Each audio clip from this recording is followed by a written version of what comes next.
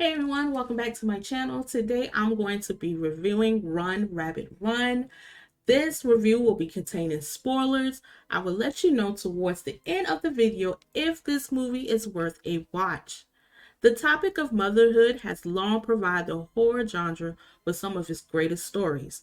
From Rosemary's Baby to The Babadook, there is something inherently scary about watching your beloved child be overtaken by evil forces or reckon with the idea that becoming a parent makes us vulnerable to just about every terrible thing in our world and beyond. Reid's new film, Run Rabbit Run, is an Australian psychological thriller that debuted on Netflix.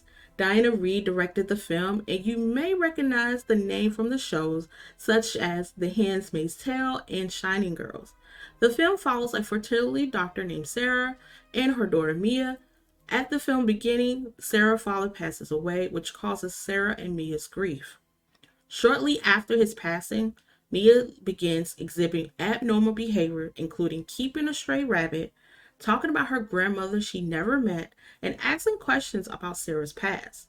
These behaviors remind Sarah of her sister Alice, who supposedly went missing as a child. So Mia's behavior escalated further in this film when she started calling herself Alice, saying Sarah isn't her mom, and claiming Alice's old belongings as her own, such as the dress she had worn in the film. The movie adds a mysterious elements to build suspense. Mia gets unexpected nosebleeds and injuries. Photographs removed from the walls also appear back in the same spot with no explanation. Sarah starts hearing banging noises that increase in intensity. Since the film is told from Sarah's perspective, her grasp on reality becomes a question when Sarah accidentally injures Mia. Memories of Alice comes flooding from back in flashbacks, nightmares, and hallucinations. In setting up Sarah's narrative, screenplay writer Hannah Kent shows the audience how much Sarah's been pushed to the brink even before anything unexplained begins. She divorced and co-parent with her ex-husband Pete, who has moved on and is starting a new family of his own. Sarah is also dealing with the death of her dad. His things are still piled up in her garage, still to be sorted through. Sarah's mental instability becomes more pronounced and explicit. Then there's her mother, an anonymous figure also losing her memories to dementia.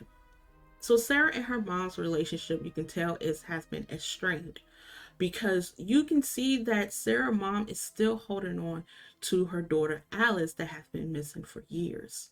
And you can tell that Sarah is jealous throughout the film because Sarah feels like she was never been loved by her own mother ever since her mother, what it seems like, put blame on Sarah for Alice being missing. When Mia's problem escalated, she first tried to be the strong parent, doing what's for her child. But then she starts to hurt herself in the process and by extension hurts Mia. The injuries to Mia begin disappearing after Sarah noticed them. Sarah takes down photos, but they reappear on the walls. Later, the frames go from the wall to smashing on the floor. Additionally, Sarah starts hearing knocking, which leads her to the cabin in the barn. She then flashes from her presence back to the events of her sister's death. Even though Sarah finds Mia disturbing drawings in Mia's homework and library book, there is a scene toward the end where Sarah is unconsciously drawing the same image from the library book on the floor of her parents' old home. The one time the movie shows Mia drawing, she's just drawing a normal looking tree.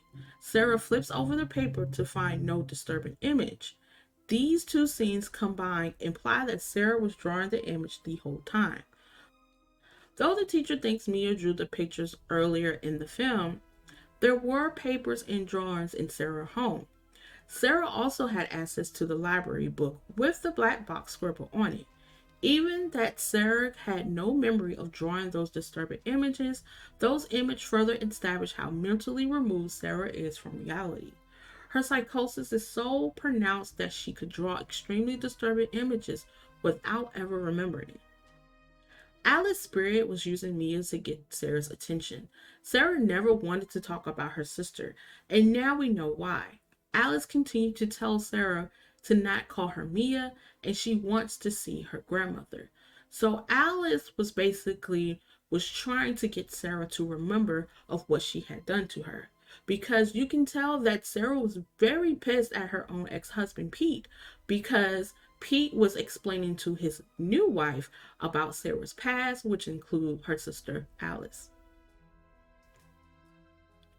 The primary takeaway is that people can't move on from their past traumas and mistakes without addressing the problems. Sarah continues avoids her past, her family, and memories of her sister, which leads to deeply troubled hallucinations.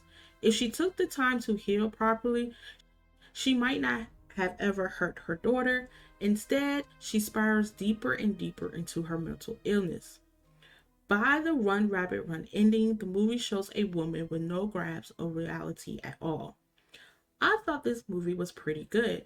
I enjoyed some of the tension throughout the scene, the storyline and dialogue between Sarah and Mia, and I love the creepy elements throughout the film from the beginning to end. This is definitely a film that is worth watching, so make sure you check it out on Netflix.